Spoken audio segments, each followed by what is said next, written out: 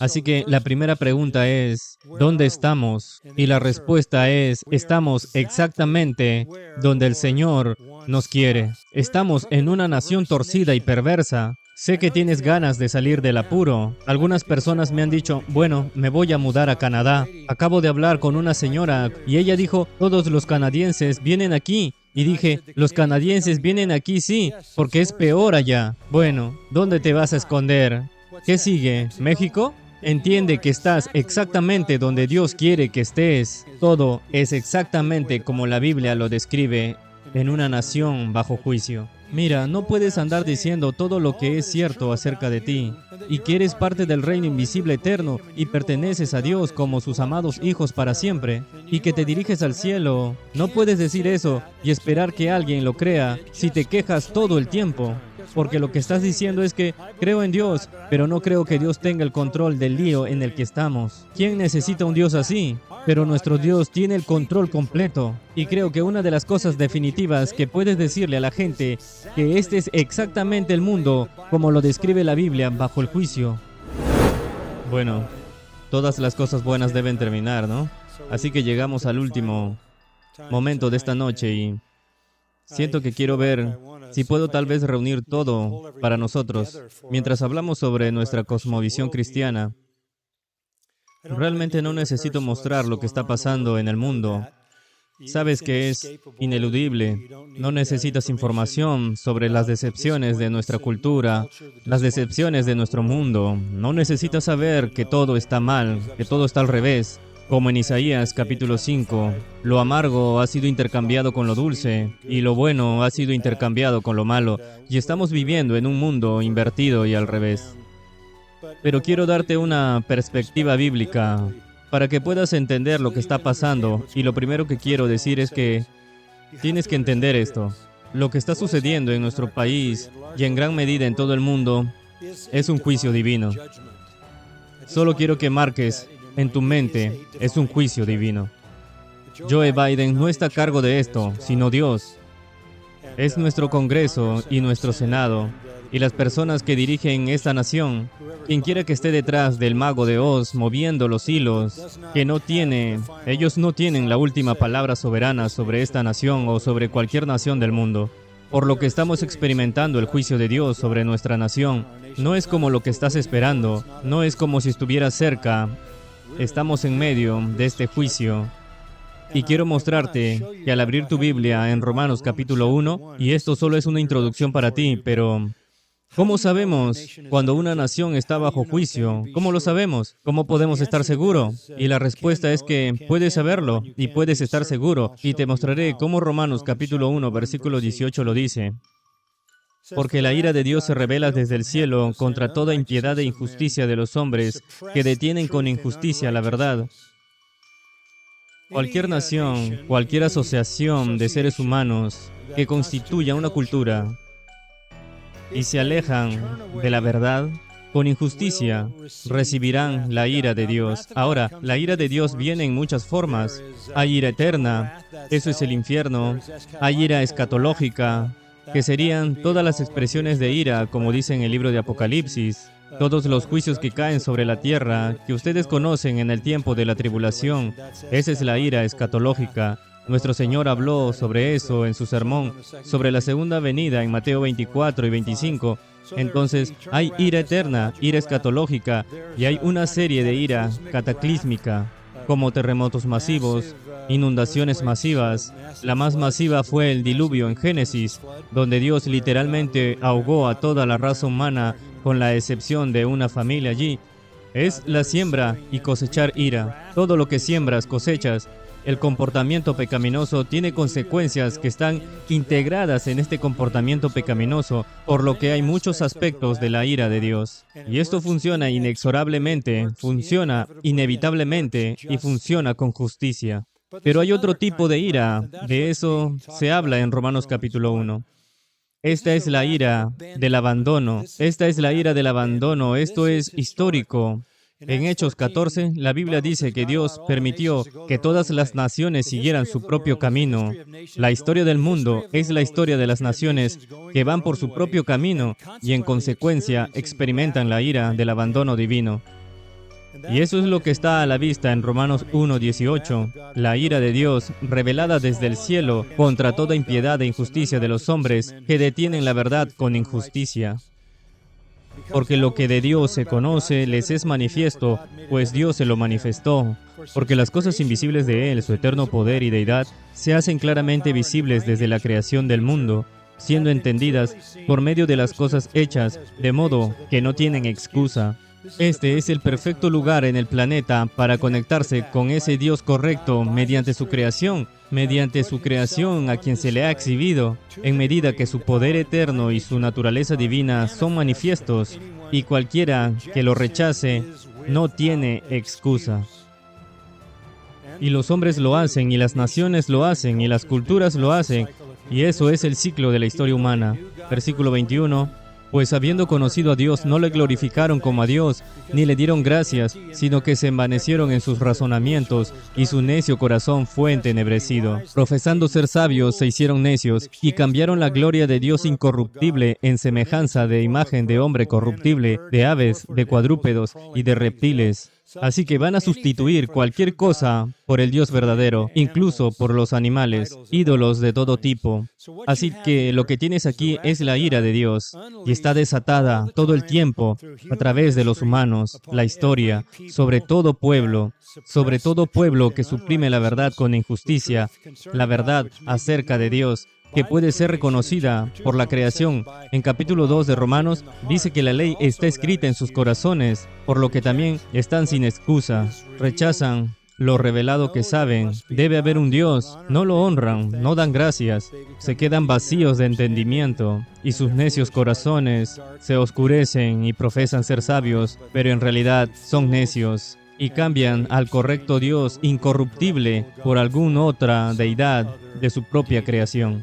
Entonces el versículo 24 es la clave. Por lo tanto, ¿qué sucede cuando una nación abandona a Dios? Por lo tanto, Dios los entregó.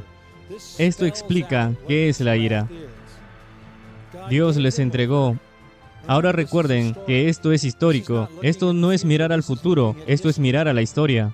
Dios les dio en tiempo pasado, en las concupiscencias de sus corazones, para que sus propios cuerpos sean deshonrados entre ellos. Cuando esta ira entre en su lugar, lo primero que verás es una revolución sexual. Cuando Dios abandone una cultura, lo verás hundirse a un nivel bajo de lujuria e impureza y la deshonra de sus propios cuerpos. Lo primero que sucede cuando una nación está bajo juicio es una revolución sexual. En el versículo 25 nos recuerda esto, ya que cambiaron la verdad de Dios por la mentira, honrando y dando culto a las criaturas antes que al Creador, el cual es bendito por los siglos. Amén. Así que mira hacia atrás en 1970, 1980 y recuerda cuando comenzó la revolución sexual, que fue el primer paso en el abandono de esta sociedad por parte de Dios mismo. El segundo paso viene en el versículo 26. Por esto Dios los entregó a pasiones vergonzosas, pues aún sus mujeres cambiaron el uso natural por el que es contra naturaleza. Verso 27. De igual modo, también los hombres, dejando el uso natural de la mujer, se encendieron en su lascivia unos con otros, cometiendo hechos vergonzosos hombres con hombres, y recibiendo en sí mismo la retribución debida a su extravío.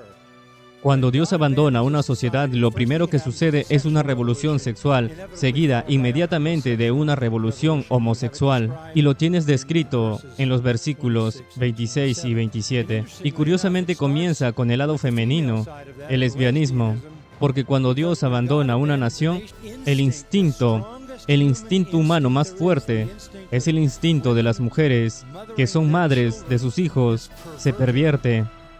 Este es un golpe tan severo a este nivel de juicio sobre los seres humanos, la cultura, la sociedad humana. Y luego tienes a los homosexuales masculinos en el versículo 27, cometiendo actos indecentes y reciben en sus propios cuerpos la pena de vida por su extravío. Hay una pena inmediata y recordarás que como la epidemia de SIDA está incorporada. Es una enfermedad venérea que está incorporado porque ese tipo de comportamiento está incorporado en su propio castigo, además de ser evidencia del abandono de Dios. ¿Y por qué sucede eso?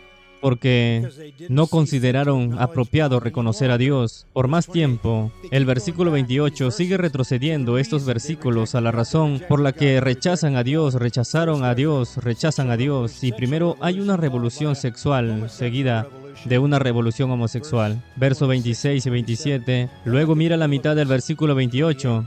Aquí está el paso 3. Dios los entregó a una mente reprobada. Una mente reprobada es una mente que no funciona. A veces se traduce como mente reprobada, pero la palabra griega significa no funcional. Eso es cuando eres un hombre y piensas que eres una mujer. Esa especie de locura. Es una locura que se plantea, una cuestión de razón. Incluso, ¿cómo poder pensar que la gente haría eso? La razón por la que la gente lo hace es porque están bajo el juicio divino. Dios les ha permitido tener una mente reprobada. Así que cuando ves toda esta actividad transgénero y cuando lo ves, quieres hacer leyes para proteger la identidad transgénero y sabes que es una locura absoluta, total y absoluta. Sabes que hemos llegado a la mente reprobada. La gente no puede pensar razonablemente, lo que significa que no hay camino de regreso a la cordura. No hay camino de regreso. Y porque es un juicio divino sobre ellos, Dios no interrumpe el curso de su pensamiento por este camino de la revolución sexual, la revolución homosexual, hasta el tipo de locura que vemos con el transgenerismo. Solía preguntarme qué demonios podría ser la mente reprobada, pero estamos viviendo en medio de esto. Es una locura, es irracional, es ridículo, y sin embargo, está tan fuertemente en nuestra cultura que la sociedad y sus líderes están haciendo leyes para proteger a las personas que están absolutamente locas. Esa es la mente reprobada. Esto es el juicio. Esto es el juicio. Sabemos que esa mente reprobada no va a sanar. Observa el versículo 29. Estando atestados de toda injusticia, fornicación, perversidad, avaricia, maldad, llenos de envidia, homicidios, contienda, engaños y malignidades, murmuradores, detractores, aborrecedores de Dios, injuriosos, soberbios, altivos, inventores de males, desobedientes a los padres, necios, desleales, sin afecto natural, implacables, sin misericordia. Entonces, ¿qué es eso? Eso es lo que ves todos los días en las noticias. Así es la gente, así es como viven. Y el versículo 32 dice que conocen la ordenanza de Dios. Mire nuestra nación allí. No hay falta de realidad o de verdad. Esta nación fue realmente fundada con el conocimiento de la palabra de Dios. La Biblia la han tenido en sus manos por más de 200 años completos. Ellos conocen las ordenanzas de Dios. Ellos también saben que la ordenanza de Dios para aquellos que practican tales cosas que son dignos de muerte, porque no solamente los hacen, sino que también se complacen con los que los practican. Tienen un presidente que es católico romano y que está defendiendo la locura en el tercer nivel del juicio divino como si esto fuera normal. Lo que ven en nuestro país es que el desarrollo del juicio de Dios en Romanos capítulo 1, así que anótenlo, no hay ningún grupo de senadores o congresistas ni nadie más que vaya a revertir esto. Esto no es reversible. Esto es el juicio divino. Ahora, en medio de eso, estarás diciendo, espero que el Señor recuerde a su pueblo en medio de esto. Espero que no se deje llevar tanto por el juicio, que no nos extrañe, que eso nos recuerde. Y me refiero al final del último libro del Antiguo Testamento, el libro de Malaquías. Esta es una palabra de consuelo. Dios promete juicio por el profeta Malaquías y en el versículo 16 de Malaquías 3, entonces los que temían al Señor hablaron unos con otros. Aquí estamos en medio de esto, hablando unos con otros y diciendo lo que va a pasar en el futuro. Y eso es exactamente lo que la gente en el tiempo de Malaquías decía, lo que iba a pasar. Y el Señor prestó atención y escuchó. Y me encanta esto, escuchen. Y fue escrito libro de memoria delante de Él para los que temen a Jehová y para los que piensan en su nombre. serán para mí especial tesoro, ha dicho Jehová de los ejércitos, en el día en que yo actúe, y los perdonaré, como el hombre que perdona a su hijo que le sirve. Entonces os volveréis y discerniréis la diferencia entre el justo y el malo, entre el que sirve a Dios y el que no le sirve. Dios tiene un libro, y en este libro están las personas que le pertenecen, y ninguno de ellos van a ser arrastrados con los malos en el día del juicio. Esto es importante porque tenemos que hacer entender a la gente en un mundo de juicio de Romanos 1. Así es. Pero somos suyos. Somos su propia posesión, porque he aquí, el día viene ardiente como un horno, y todos los soberbios y todos los que hacen maldad serán estopa. Aquel día que vendrá los abrazará, ha dicho Jehová de los ejércitos, y no les dejará ni raíz ni rama. Aquí estás viendo el juicio escatológico. Mas para vosotros, los que teméis mi nombre, nacerá el sol de justicia, y en sus alas traerán salvación, y saldréis y saltaréis como becerros de la manada. Ese día es el día que Cristo regrese a establecer su reino. Será un día de fuego y juicio, pero el Señor conoce los que son suyos, y estamos a salvo porque nuestros nombres están escritos en su libro. Así que, con eso como introducción a nuestros pensamientos, ¿cómo vamos a vivir en este mundo? Sabiendo que estamos seguros y sabiendo al mismo tiempo que vivimos en una cultura bajo juicio. Para responder esa pregunta, quiero que mires Filipenses capítulo 2. Filipenses capítulo 2. Y solo unos pocos versículos para considerar. No sé cuántos podrán cubrir esta noche. No puedo ver un reloj y eso es una bendición para mi alma. Pero solo quiero que bajes al versículo 15 y comencemos allí. Filipenses capítulo 2. Dice, para que seáis irreprensibles y sencillos, hijos de Dios, sin mancha, en medio de una generación maligna y perversa, en medio de la cual resplandecéis como luminares en el mundo, asidos de la palabra de vida, para que en el día de Cristo yo pueda glorificarme de que no he recorrido en vano, ni en vano he trabajado. Esta es una porción muy importante de la palabra de Dios. Se nos describe como hijos de Dios, inocentes e irreprochables, irreprensibles en medio de una nación torcida y perversa, entre los cuales nosotros aparecemos como luces en el mundo, reteniendo firmemente la palabra de vida. Ahora solo quiero para plantear 3 preguntas aquí. ¿Dónde estamos? ¿Quiénes somos? ¿Y cómo debemos vivir? ¿Dónde estamos? Mire el versículo 15. ¿Dónde estamos? En medio de una generación torcida y perversa. Y esto fue cierto en realidad en el caso de los filipenses. Cuando llegó esta carta a Filipos, Filipos era una ciudad en Grecia, en el noroeste de Macedonia, a lo largo de la calzada ignaciana, que era una ruta comercial romana, por lo que era una ciudad que básicamente tenía que absorber gente que iba en ambas direcciones. Era algo como cosmopolita. Estaba en el Estrimón, un río que también permitía que algunas confluencias se movieran sobre el agua, por lo que era un lugar estratégico. Por cierto, había minas de oro en la región de Filipinas, y esas minas de oro trajeron a Felipe a Macedón. Felipe de Macedón fue el padre de Alejandro el Grande, y se sintió atraído por este lugar porque era estratégico en términos de comercio y debido a las minas de oro, por lo que anexó la región. En otras palabras, la trajo hacia sí como parte de su imperio griego y fortificó una pequeña ciudad en la época. En la época era un pequeño pueblo, era conocido como Trinidades. Solo un pequeño pueblo, Trinidades, significaba una pequeña fuente que tenía manantiales naturales. Y después de que él tomó el control de ese pueblo y lo fortificó, le cambió el nombre a Filipo, por lo que lleva el nombre de Felipe de Macedón, el pagano griego que los romanos conquistaron cuando los romanos conquistaron el imperio griego. Los romanos conquistaron Filipos en el siglo II a.C. y todavía se le conoce como Filipos. La conquista romana la convirtió en una provincia romana en el año 42. Y esta es una nota interesante. Allí se libró una de las mayores batallas de la historia romana. Fue una batalla con algunas figuras muy familiares. Se le llamó la batalla de Filipos y las fuerzas de Antonio Marco Antonio y César.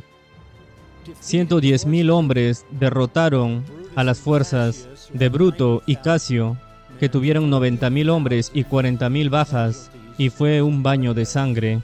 La batalla en realidad marcó el fin de la República Romana y el comienzo del Imperio Romano.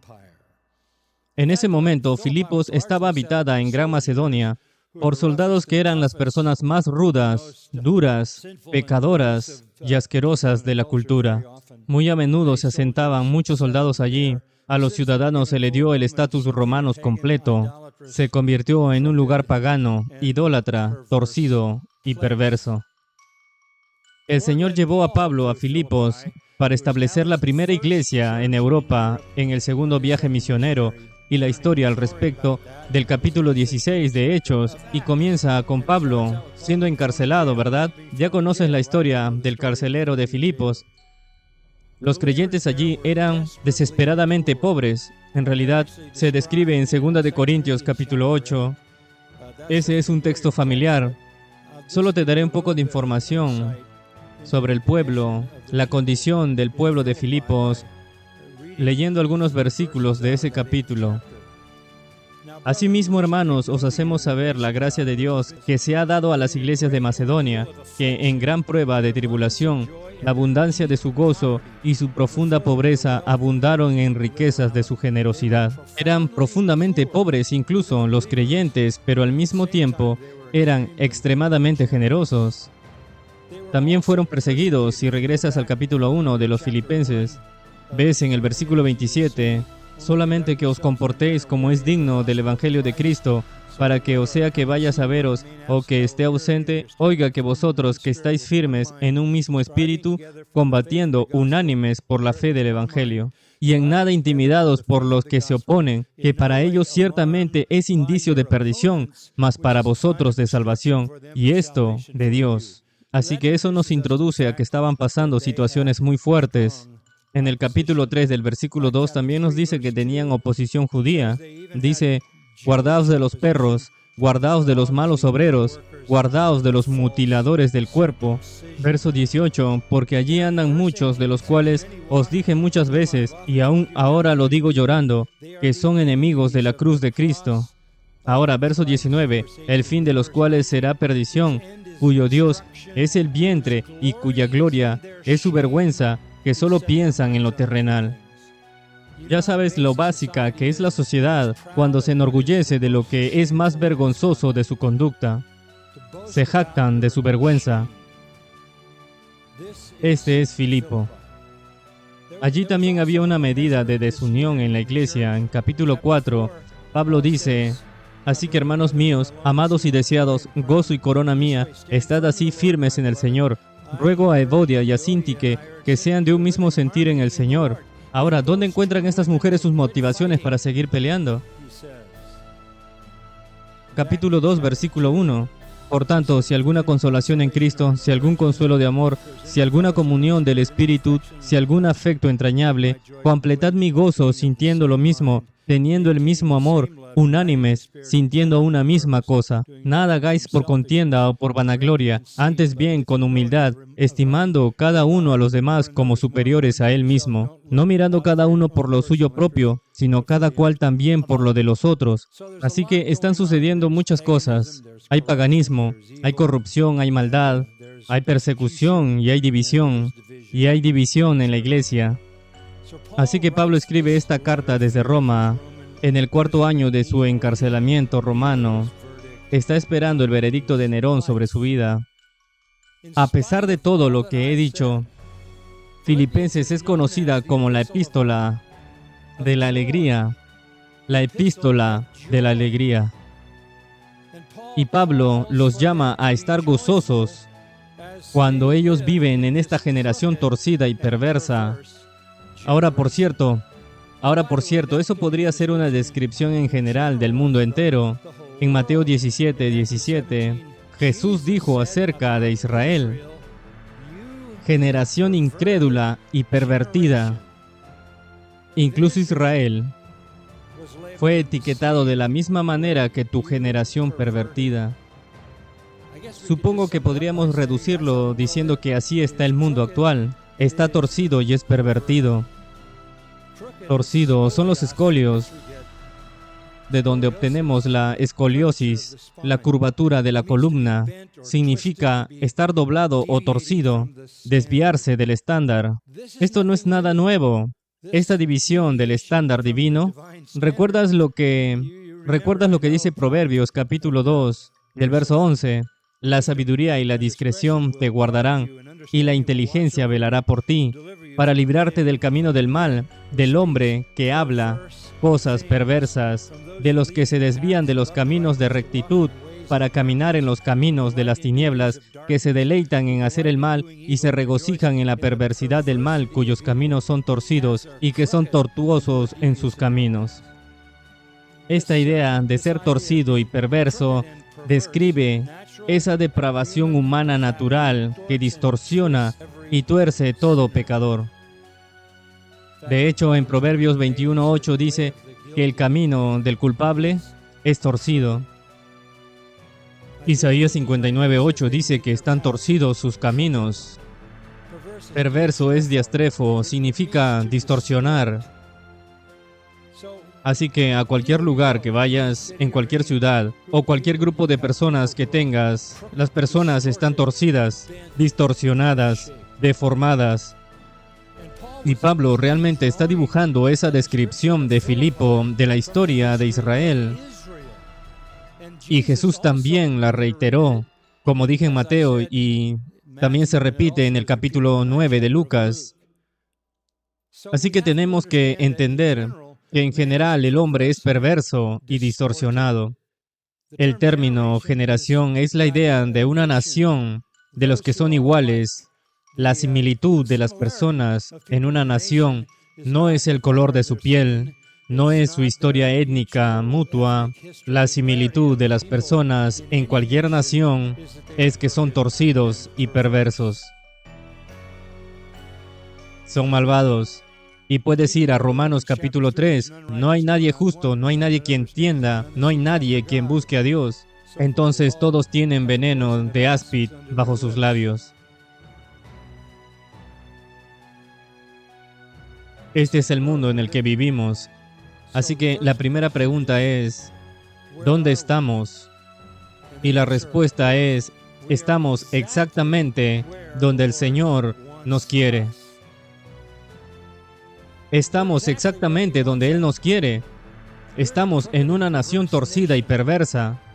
Y más allá de eso, estamos en una nación, y esto es según Romanos capítulo 1, bajo el juicio. Y es manifestadamente obvio porque hemos progresado de una revolución sexual a una revolución homosexual, a la locura de un cerebro y una mente que ni siquiera piensa con claridad para protegernos a nosotros que no hacemos esas cosas.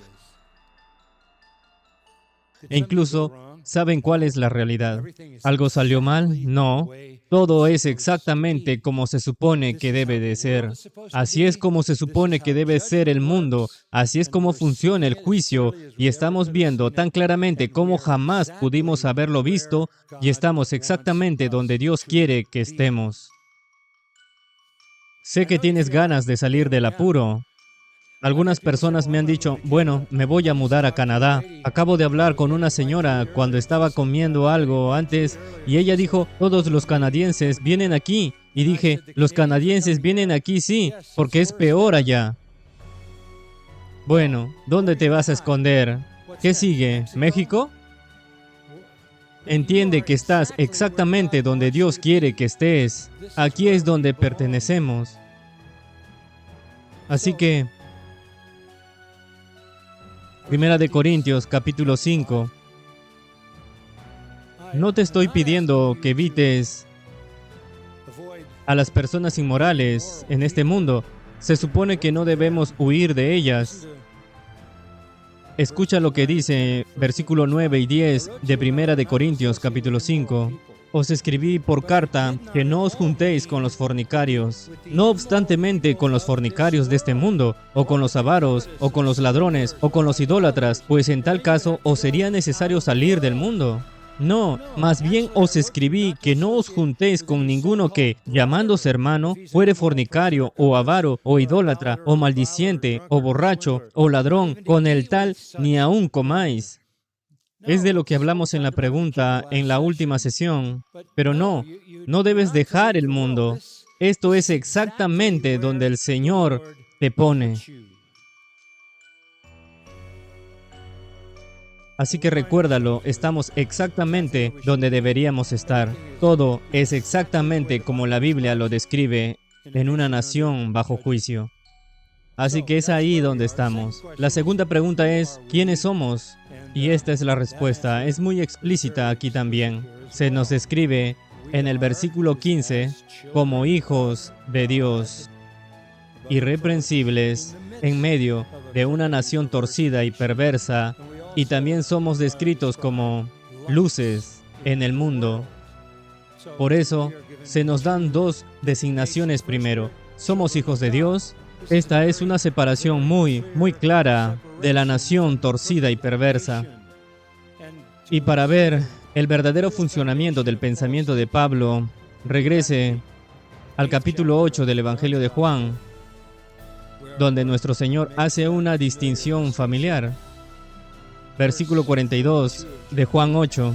Jesús entonces les dijo, si Dios fuera su Padre, estos son los líderes judíos que estaban diciendo que Dios era su Padre. Él dice, si vuestro Padre fuese Dios, ciertamente me amaríais, porque yo de Dios he salido y he venido, pues no he venido de mí mismo, sino que Él me envió. ¿Por qué no podéis entender mi lenguaje? Porque no podéis escuchar mi palabra. Porque vosotros sois de vuestro padre. ¿De quién? Del diablo. Y los deseos de vuestro padre queréis hacer. ¿Qué esperas que haga la gente si son hijos del diablo? Que se comporten de manera diabólica. Todo es como esperarías que fuera. Él ha sido homicida desde el principio. ¿Y tú preguntas por qué están asesinando bebés? Es por la culpa de los hijos del diablo, quien fue homicida desde el principio. No ha permanecido en la verdad, porque no hay verdad en él. Cuando habla mentira, de suyo habla, porque es mentiroso y padre de mentira. Así que, ¿esperabas que te digan la verdad? ¿Así que esperabas que la gente te diga la verdad? ¿Esperabas que fueran protectores de la vida? No, a esta cultura bajo juicio, realmente no le importa si matan a los bebés. No le importa si los ancianos mueren. No les importa si la gente recibe tratamiento por un virus y mueren languideciendo sin tratamiento, porque simplemente reflejan la naturaleza de su Padre. No vas a cambiar eso.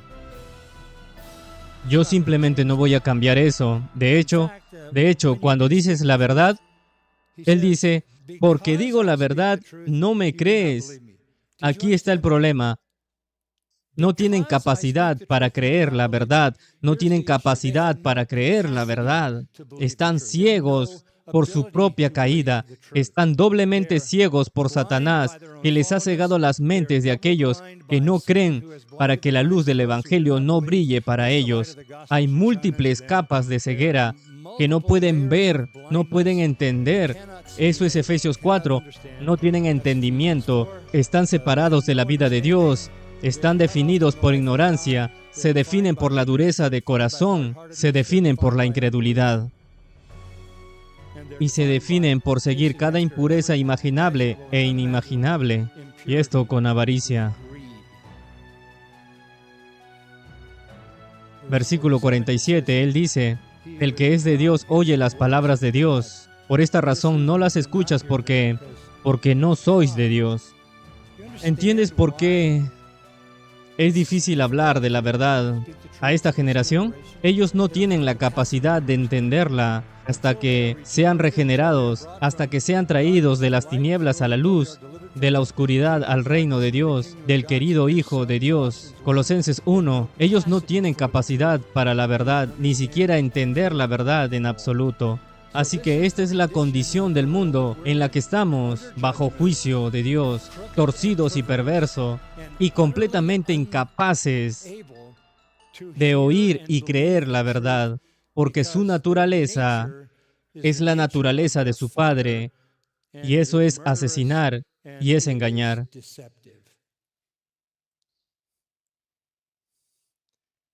Nosotros, en cambio, somos hijos de Dios.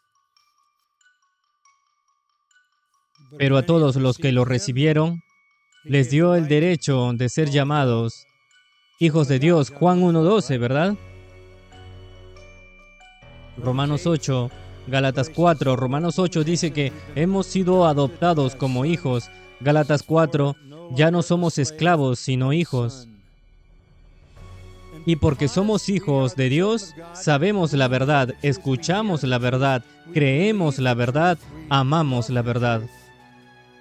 Vivimos la verdad, luchamos por la verdad, proclamamos la verdad. Primera de Juan 3:10 dice, por esto los hijos de Dios y los hijos del diablo son obvios. El que no practica la justicia no es de Dios, ni el que no ama a su hermano. No solo hay una diferencia en la capacidad de recibir la verdad. Cuando eres un hijo de Dios, no solamente la recibes, sino que también es necesaria para ti y es consecuente con tu vida. La vives. Probablemente la pregunta más común que recibo es, ¿cómo sé que soy cristiano? Y a veces las personas intentan retroceder y recordar lo que sintieron en algún momento cuando oraron, caminaron por un pasillo silencioso, un apego emocional a Jesús. Piensan que su salvación se basa en algo que sucedió en el pasado. No. ¿Cómo sabes que eres cristiano? Sabes que eres cristiano cuando la justicia es el patrón de tu vida. Solías ser esclavo del pecado, ahora eres siervo de la justicia. Romanos 6. Es la transformación, la evidencia. Donde no hay transformación, no hay salvación. La fe sin obras está muerta. Por eso escuchas a Jesús decir, por sus frutos los conoceréis. Los buenos árboles producen buenos frutos, los árboles malos producen malos frutos. Primera de Juan 3:1 dice, mirad qué gran amor nos ha otorgado el Padre, que somos llamados hijos de Dios, y así lo somos. Por esta razón, escucha, por esta razón el mundo no nos conoce, porque no lo conoce a Él. Así que, entiende esto. Somos extraterrestres en este mundo. Un mundo bajo juicio. Un mundo que no puede saber de Dios. No tiene deseos de saber de Dios. No tiene facultad para aceptar la verdad. No puede entender quiénes somos. Nos ve como impedimento para la libertad de sus transgresiones. Y quiere sacarnos del camino, para que nadie cuestione su pecaminosidad. Excepto nosotros, sabemos que somos hijos de Dios. ¿Y cómo sabemos que somos hijos de Dios? Porque Romanos 8:16 dice que el Espíritu testifica a nuestro espíritu que somos hijos de Dios. ¿Cómo nos testifica el Espíritu Santo que somos hijos de Dios? No lo hace susurrándonos a nuestro cerebro. El Espíritu nos testifica que somos hijos de Dios al producir nosotros el amor, gozo, paz, gentileza, bondad, mansedumbre, dominio propio, el fruto del Espíritu. Esa es la actitud del fruto del Espíritu que resulta en la acción del fruto del Espíritu. Si tienes algún tipo de acción religiosa o acción espiritual sin actitud espiritual, eso es legalismo. La espiritualidad genuina comienza con la actitud del fruto del Espíritu y se muestra en el comportamiento. Para que sepas que el Espíritu te está testificando que perteneces al Señor cuando tu vida está marcada por el fruto del Espíritu y el amor a la verdad. El amor del Señor de la verdad y la verdad encarnada. Entonces somos hijos de Dios y como tales estamos en completa alineación del mundo que nos rodea, así que estamos exactamente en donde Dios quiere que estemos y nosotros somos exactamente quienes Él quiere que seamos. Estamos en el lugar exacto de su diseño. Y luego también dice Pablo que somos luces en el mundo. Fomentamos el uso del sol, la luna y las estrellas. Los creyentes brillan como luces en la oscuridad. Y usa una pequeña frase entre quienes aparecen como luces en el mundo. Literalmente está brillando como lumbreras, como Daniel 12:3. Cuando guías a otras personas a la justicia, brillas como las estrellas en el cielo. Isaías, el siervo del Señor, también dice, os haré luz de las naciones para que mi salvación llegue hasta los confines de la tierra. Jesús dijo, yo soy la luz del mundo. Pablo dijo a los Corintios que la gloria de Dios brilla en Jesucristo, la gloria del Evangelio, de la naturaleza de Dios brillando a través de Jesucristo. Y luego, cuando Cristo está en nosotros, nos convertimos en luces en el mundo. Y cuando llegamos como luces, lo primero que hacemos es exponer lo que es tiniebla, las obras de las tinieblas. En Mateo 5, y sé que te estoy lanzando muchas escrituras, pero Mateo 5, versículo 14, vosotros sois la luz del mundo. Una ciudad asentada sobre un monte no se puede esconder. Así alumbre vuestra luz delante de los hombres, para que vean vuestras obras y glorifiquen a vuestro Padre que está en los cielos. ¿Cuál es tu responsabilidad en el mundo como hijo de Dios? Es ser el que oye la verdad, entiende la verdad, cree la verdad, vive la verdad, proclama la verdad, defiende la verdad. Y en virtud de esa verdad te conviertes en una luz que brilla en las tinieblas. Eso es lo que hacemos. En Efesios 5:8, Pablo dijo que antes eras oscuridad, pero ahora eres luz en el Señor. Camina como hijo de luz. Luz significa verdad, significa santidad, verdad y virtud. La luz de la verdad y la luz de la santidad. Caminamos como hijos de la luz. Primera de Tesalonicenses 5:5. Todos ustedes son hijos de la luz e hijos del día. No somos de la oscuridad, ni de la noche. Lo que estoy tratando de mostrarles con esto es, nosotros no somos parte del mundo. Dije este miércoles justo en la mañana, no tenemos ninguna conexión con el sistema. Somos ajenos a él. Todos juntos brillamos en medio de la oscuridad. No somos de la oscuridad, somos la luz. Proverbios 4:18, me encanta este versículo. Pero el camino de los justos es como la luz al amanecer que brilla cada vez más hasta el día final. Se dijo de Juan el Bautista, él era la lámpara que ardía y brillaba. Así que sepamos dónde estamos. Estamos en una nación torcida y perversa, bajo el juicio divino. Sabemos quiénes somos nosotros. Como dijo Malaquías, somos posesión de Dios. Él sabe quiénes somos. Él nos ha escrito en su libro. Él nos protegerá y nos usará como sus hijos para proclamar la verdad y brillar como luces. Entonces, la última pregunta, y realmente una pregunta simple, ¿qué debemos hacer? Seamos prácticos. Se revela a los imperativos de este capítulo, pero primero quiero volver a un texto fundamental en el capítulo 18 del Evangelio de Juan. Hacia el final del capítulo, Jesús es confrontado por Pilato. Y Pilato es muy sarcástico con Jesús. Pilato, en el versículo 33, Juan 18 dice, ¿eres tú el rey de los judíos? Eso es puro sarcasmo, una broma. ¿Eres tú el rey de los judíos? Y Jesús le responde en el verso 36, en Juan 18, mi reino no es de este mundo. Si mi reino fuera de este mundo, entonces mis siervos estarían peleando para que yo no fuera entregado a los judíos, pero mi reino no es de este mundo.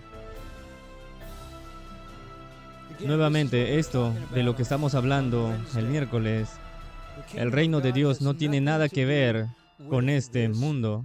En Juan 6, intentaron hacerlo rey por la fuerza y él escapó. Él no quería ser rey en este mundo. no tiene ninguna conexión con este mundo. ¿Por qué? Porque Primera de Juan 5:19 dice que el mundo entero yace en el regazo del maligno y Jesús no va a ser el vicepresidente de Satanás. El reino que le pertenece para Cristo, el reino que le pertenece para Cristo es un reino que es un reino espiritual. En este momento particular, creo que ustedes están familiarizados con la declaración que hace Jesús. Escuche a Lucas 17:20. Ahora, habiendo sido preguntado por los fariseos sobre cuándo vendría el reino de Dios, él le respondió y dijo que el reino de Dios no viene con señales que se puedan observar, o dirán, mira aquí o allá está, porque he aquí, el reino de Dios está en medio de vosotros. El reino de Dios está en vosotros. El reino está presente. El reino está presente. El reino que pertenece a Cristo, aunque no es visible para el mundo. A eso se refiere Juan cuando dijo que los hijos de Dios aún no están manifestados. Pero el reino trasciende el mundo, pero está presente en el mundo. No deriva su poder, no deriva su realidad, su origen, su naturaleza, su conexión, su duración de cualquier entidad creada en el mundo. Su duración de cualquier entidad creada, el título real de Cristo, su autoridad y su poder soberano, no se derivan ni dependen de ninguna persona creada, ninguna institución, fuerza, energía, trabajo, esfuerzo o derecho. Su dominio es eterno, derivado únicamente de su propia naturaleza gloriosa. Su gobierno no es dado ni quitado por ninguna posesión, ningún gobierno, ninguna autoridad. Su poder tiene autoridad.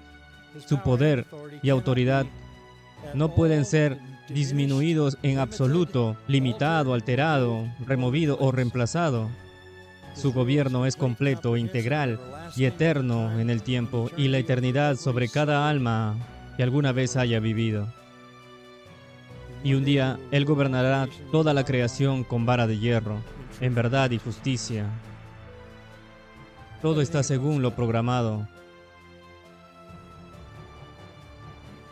El Salmos 2 nos da una vista previa de ese día. Estas son palabras familiares. ¿Por qué están las naciones alborotadas y el pueblo ideando algo vano? Los reyes de la tierra se ponen de pie y los gobernantes consultan juntos contra el Señor y contra su ungido, que sería el Padre y el Hijo, diciendo, rompamos sus cadenas y echemos de nosotros sus cuerdas. Van a atacar el reino de Dios, el que se sienta en los cielos. El Señor se ríe de ellos.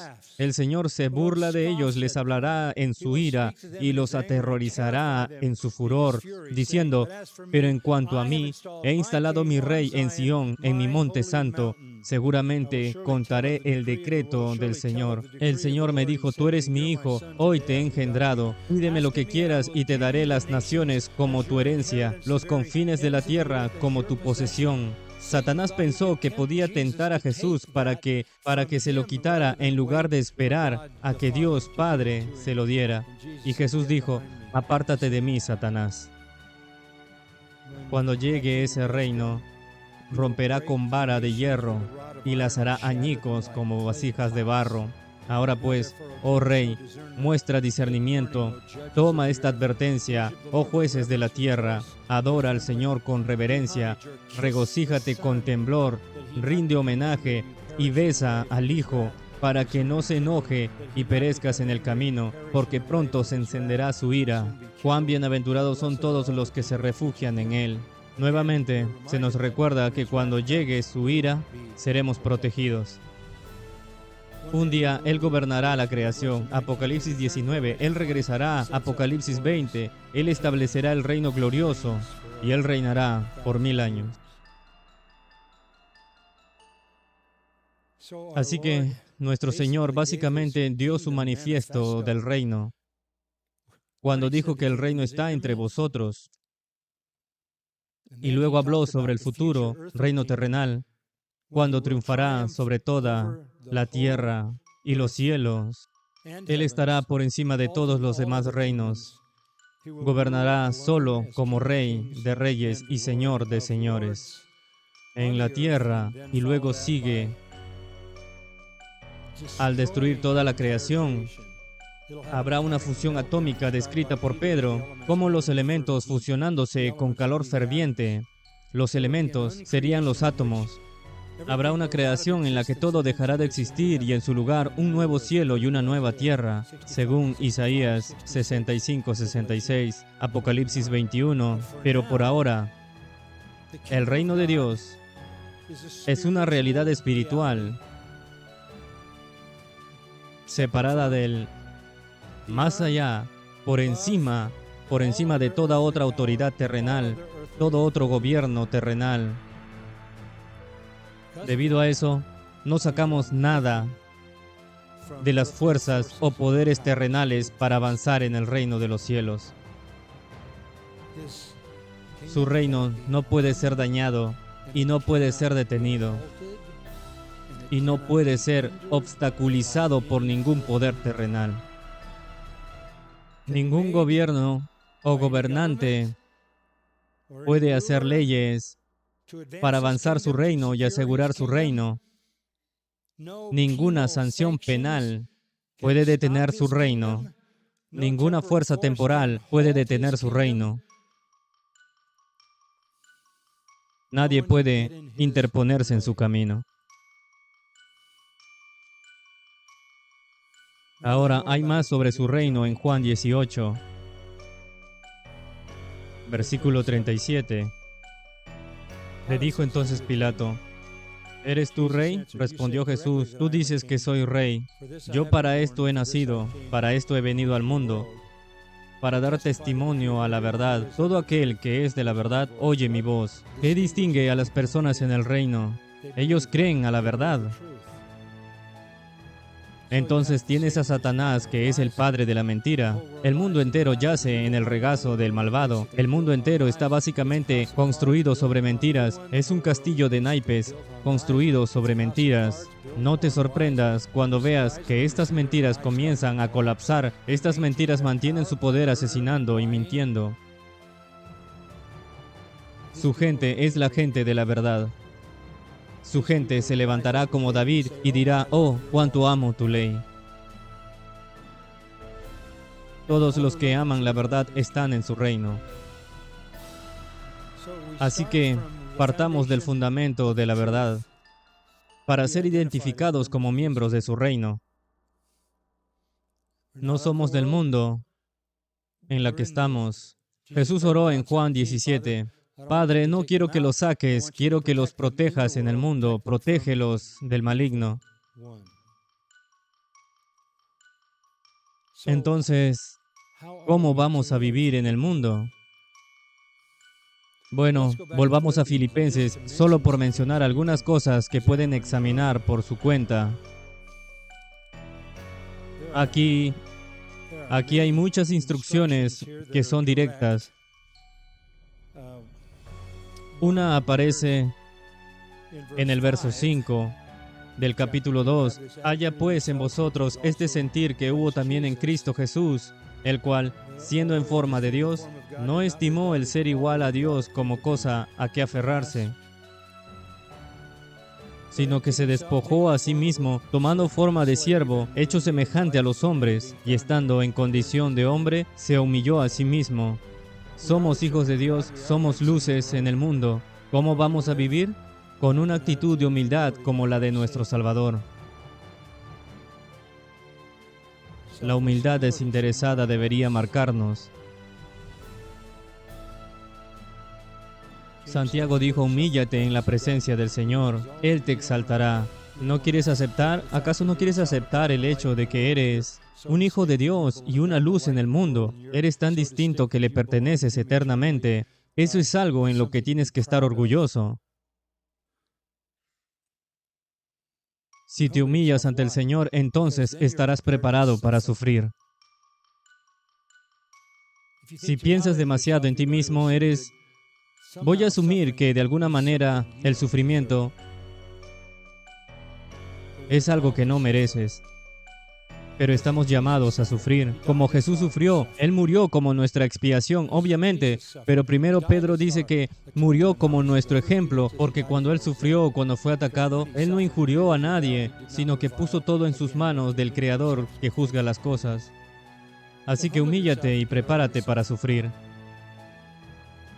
Acepta el sufrimiento como el Señor sufrió el sufrimiento. Piensa como el apóstol Pablo, quien dijo que puedo conocerle por el poder de la resurrección y la comunión con sus sufrimientos. Otro imperativo aquí, en este texto, y que está en el versículo 12. Así que, amados míos, así como siempre habéis obedecido, no como en mi presencia solamente, sino mucho más ahora en mi ausencia, obrad en vuestra salvación con temor y temblor. Que cuidemos nuestra salvación con temor y temblor significa obedecer tal como has obedecido. Sigue obedeciendo. Trabaja en tu salvación. No significa que te ganas tu salvación. Significa que la salvación que tienes necesita aparecer en el exterior. Obediencia. Ser demostrablemente un siervo, un esclavo de justicia.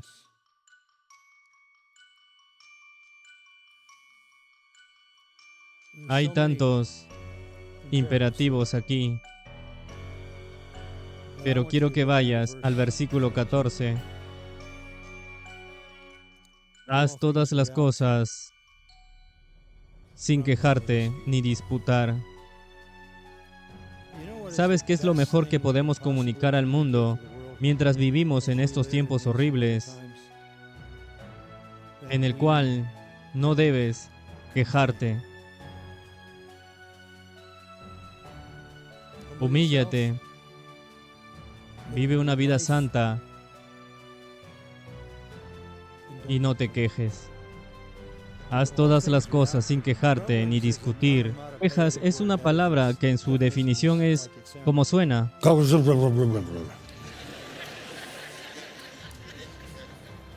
Es una expresión de descontento, una expresión de insatisfacción. Básicamente significa murmurar en una rebelión verbal, en voz baja, quejándose constantemente.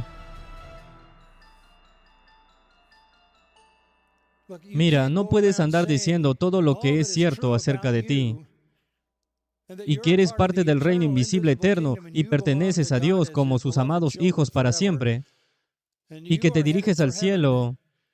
No puedes decir eso y esperar que alguien lo crea si te quejas todo el tiempo. Porque lo que estás diciendo es que creo en Dios, pero no creo que Dios tenga el control del lío en el que estamos. ¿Quién necesita un Dios así? Pero nuestro Dios tiene el control completo. Y creo que una de las cosas definitivas que puedes decirle a la gente que este es exactamente el mundo como lo describe la Biblia bajo el juicio. No te quejes de lo que ha sucedido en el propósito soberano de Dios y no te quejes de este lugar. Pablo dice que ha aprendido a estar en cualquier situación y no discute el teologismo. Nosotros no discutimos con Dios sobre sus propósitos. Sabes que el lugar más feliz para estar es estar en la voluntad de Dios y en el plan de Dios, y ahí es donde vivimos, nos movemos y tenemos nuestro ser. Estamos diciendo ciertamente que mi lugar favorito en el mundo es estar en medio de un dilema muy difícil que no puedo controlar. Me siento más seguro allí, porque en las cosas que puedo controlar, puedo estar afirmando mi propia voluntad sobre la voluntad de Dios. Me siento incómodo con eso. Preferiría estar en una situación que no tiene una obvia salida y di, Señor, está bien, voy a estar feliz, dejaré moverme por lo que ha planeado tu providencia. Sabes, la gente dijo, bien, tuviste coraje cuando mantuviste a la iglesia abierta. Solo mírame, soy viejo. He visto la providencia de Dios toda mi vida. He visto la mano de Dios, la mano invisible de la divina providencia. Es lo más asombroso. Lo tomaré todos los días de mi vida por encima de un milagro ocasional. Una cosa es que Dios lo detenga todo y hacer algo que va en contra de la naturaleza y sobrenatural. Es mucho más complicado para Dios permitir que todos los eventos naturales, las personas, las decisiones y las acciones se entrelacen para lograr precisamente su perfecta voluntad. Todos los días de mi vida,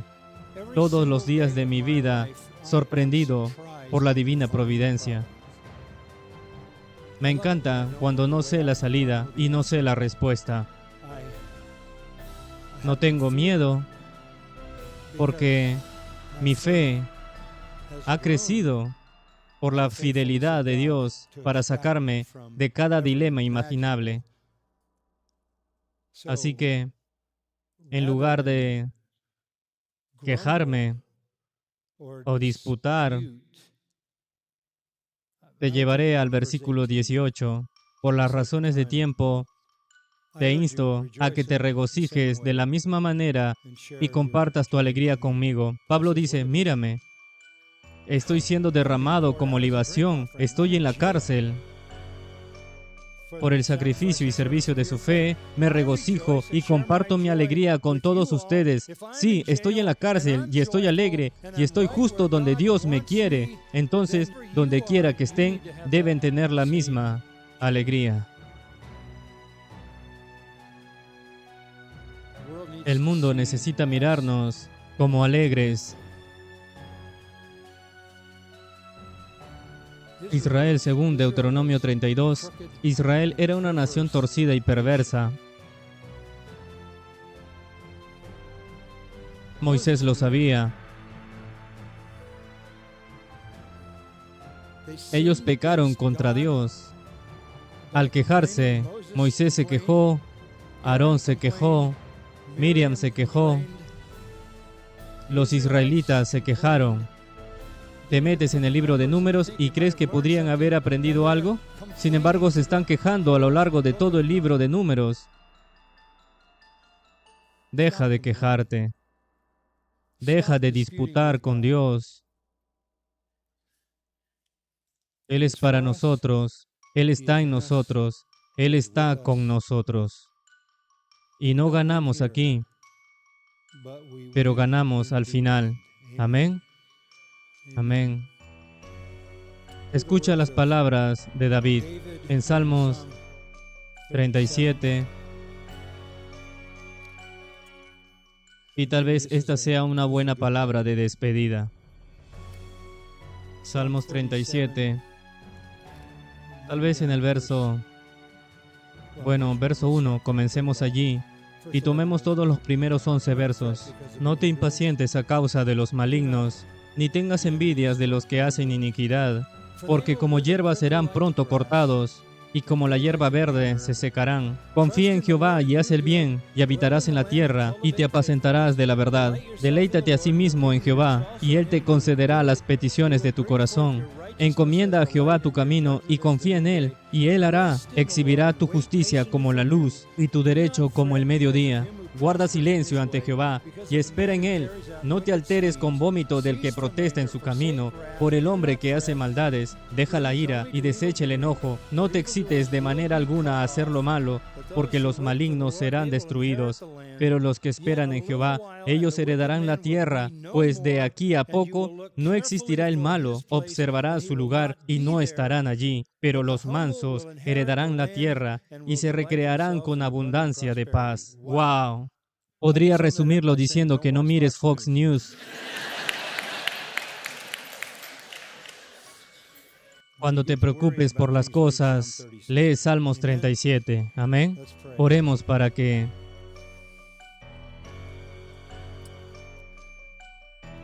obtengamos tanta fuerza y aliento. Padre, tu palabra es tan estimulante de conocer la verdad, para ser el pueblo de la verdad, no por ningún mérito propio, ni por ninguna voluntad propia. Fuimos nacidos de nuevo, no de la voluntad de los hombres, sino de tu voluntad soberana.